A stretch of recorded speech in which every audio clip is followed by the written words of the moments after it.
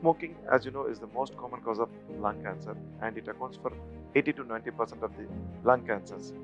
People who develop lung cancer because of their heavy smoking in early stages may not have any symptoms. However, as the tumor or the lump grows in size, these people can develop cough or sputum production.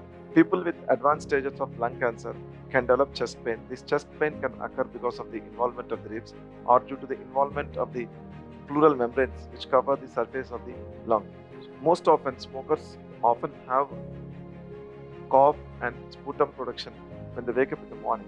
When they develop lung cancer, the nature or character of the cough changes. It becomes more severe, more frequent, and they also can have some blood in the sputum which can come out.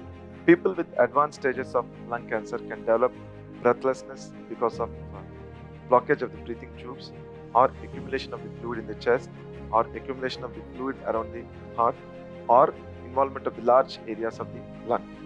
So these people often have decrease in appetite, and as a result they do not eat well, and they can develop loss of weight when they have an advanced case of lung cancer. People who passively are exposed to the smoke also are at risk of lung cancer. So people, when they smoke, the smoke is released into the surrounding environment, and people who are exposed to this, especially their friends, family members, children, are also at risk of developing lung cancer. In addition to cigarette or BD smoking, hookah smoking is also associated with the risk of lung cancer, and we often see that there is a rapid uptake of hookah among youngsters, which is leading to increased incidence of lung cancer in young smokers. Often now in India, we diagnose lung cancer in an advanced stage, that is stage 3 or stage 4. Low dose CT scan or LD-CT scan of the chest is the only recommended modality as on today to diagnose early stage lung cancer. So people who smoke heavily and who are between the ages of 55 to 80 years of age and who have a history of smoking more than 30 pack years are at risk of lung cancer, and these people should be screened with annual low dose CT scan. And when we do an annual low dose CT scan screening for this population who are at risk, there is a higher chance that we detect cancers in an early stage, and we are in a better position to give them early treatment, and also the mortality related to lung cancer will also come down. People who have early stage lung cancer and who have small lumps in the lung, we can do an CT scan guided biopsy of the nodule or mass, and there are multiple bronchoscopic modalities like flexible bronchoscopy, endobronchial ultrasound, and rigid bronchoscopy. All these techniques can be used for diagnosis of lung cancer and also for palliative treatment of lung cancer.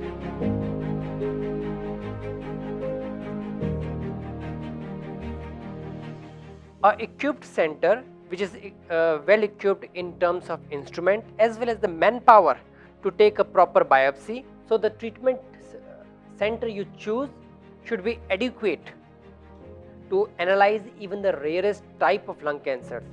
So in AIG we do multiple ISC levels.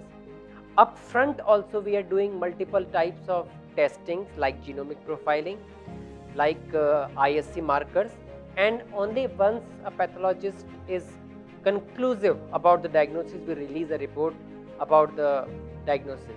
When we have a PET CT in-house, there is a close interaction between nuclear medicine department, that is PET CT, as well as clinical oncology, that is me. Moreover, find out if there is a multidisciplinary tumor board in the department. Do different doctors of different field interact with each other and come to a common platform to plan the treatment of the patient.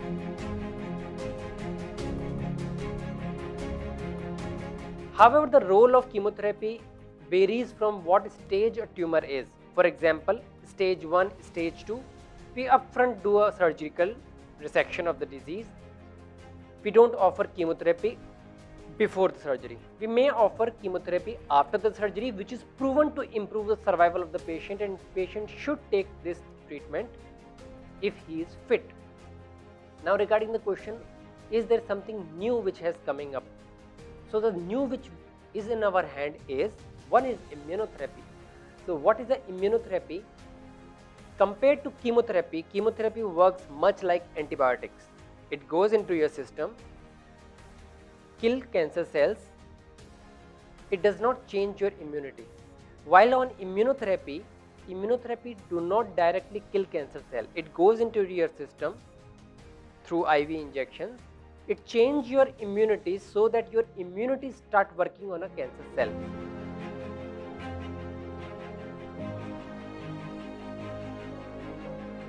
Today I'll be talking about role of radiation therapy in lung cancer. Usually there are two types of lung cancer, non-small cell lung cancer and small cell lung cancer, and radiotherapy is advised in higher stages of lung cancer, like in early stages of lung cancer where surgery can be done, surgery is preferred. In stage 3 and above cancers, we give radiation therapy to the lung tumor. Radiation therapy is use of high energy X-rays to treat the tumors or to destroy the cancer cells, and both in non-small cell lung cancer and small cell lung cancer, we use radiation therapy to treat lung tumors. And by using higher or advanced treatment techniques like rapid arc or intensity modulated radiotherapy or tomotherapy or image guided radiotherapy, the tumor to the lung tissue can be increased and the dose to the normal tissues or the surrounding normal structures can be decreased, thus decreasing the late side effects or late toxicity to the patient. Thus the quality of life of the patient will be improved. Radiation therapy is also used in lung cancer when there are spread of the tumor to the brain or bone. When the spread occurs to the brain or bone, this is an emergency, then radiation therapy is a must. And we have higher techniques like stereotactic radiotherapy or stereotactic radiosurgery to treat the brain and lung lesions, where the same principle holds, like we can give high doses of radiation to the tumor and less doses to the surrounding normal structures. Thus the quality of life of the patient will be better even after if the patient survives for a long time. I will say that this is one of the most important but one of the most neglected part of lung cancer treatment. People often think, including physicians and other people who are involved in oncological treatment, that palliation is something which comes when there is no more treatment left. But you should understand that palliation and treatment, oncological treatment, does not go opposite, but it goes in hand to hand for an improvement of the patient. So palliative care of a lung cancer or any cancer for that matter should start from day one.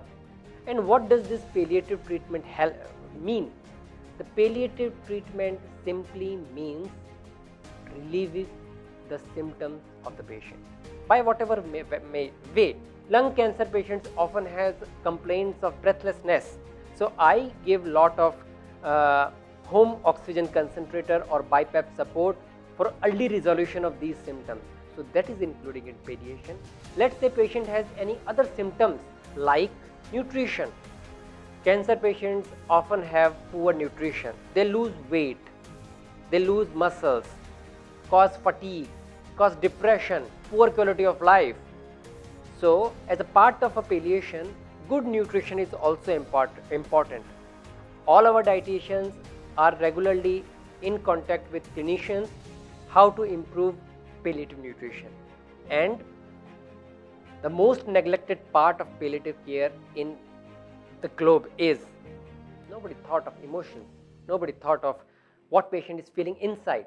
Cancer diagnosis is shattering. It shatters the patient financially, physically, and most importantly emotionally. Are you taking care of the emotional aspect of patient? That is also an important part of palliation. I involve a clinical psychologist or psychiatrist.